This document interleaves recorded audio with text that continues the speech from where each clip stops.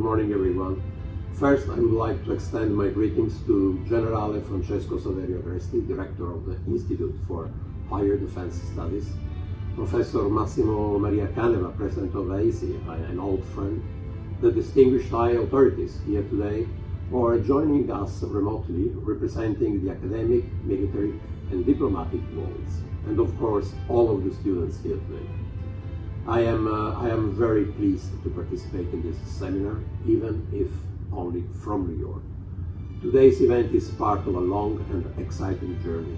Together with the European Association of International Studies, representatives from the diplomatic, military, and academic communities have, over the past 20 years, built a unique, successful model of synergy between institutional peace actors and students worldwide.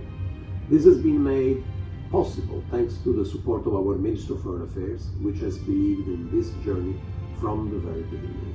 But above all, thanks to the passion of those who have nurtured it day after day. To them and to all of you, I extend my warmest congratulations. This is certainly not an easy moment for the United Nations, nor for multilateralism. Yet today, more than ever, the words of our President of the Republic, Sergio Mattarella, remain strikingly relevant. Less than 2 years ago, addressing the UN General Assembly, he reminded the 193 member states that multilateralism is not merely a choice, but it is a necessity.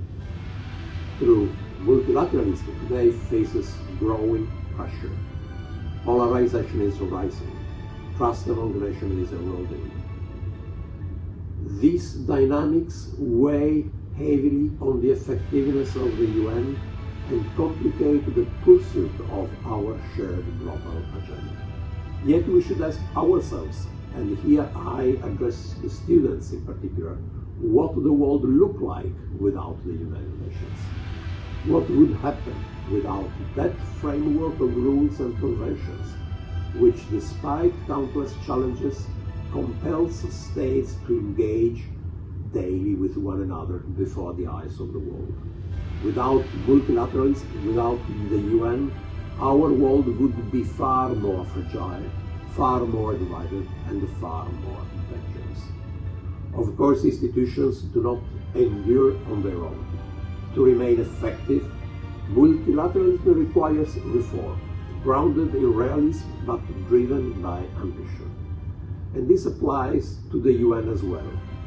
Yet the flame of multilateralism can still endure, standing even in the darkest hours as a beacon of hope.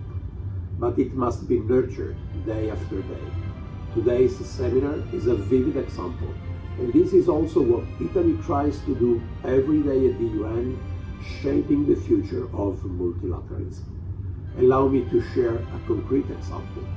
As you know, Italy has recently hosted the Milano Cortina Winter Olympic Games. What you may not know is that 2 months earlier at the UN, on Italy's initiative, all 193 UN member states adopted by consensus a resolution reaffirming the ancient and noble tradition of the Olympic truce. At a time marked by conflict and divisions, this was an act of extraordinary symbolic and political significance. Even more remarkable, 165 out of 193 member states chose not only to support the resolution, but to co-sponsor it. These are figures rarely witnessed in many years, and they stand as a powerful testament to the various sense of Italy's role at the United Nations.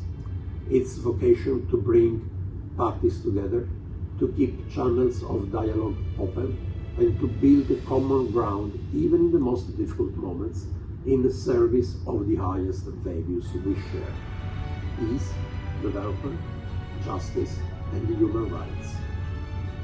Italy will continue to be the best supporter of a genuine and peaceful multilateralism, both within the UN and beyond.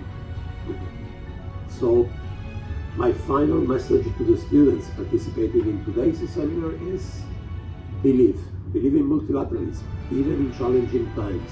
Engage with it, improve it, challenge it when necessary, but never abandon it. because its future will depend on your courage, your ideas, and your willingness to defend it, to renew it, and to carry it forward.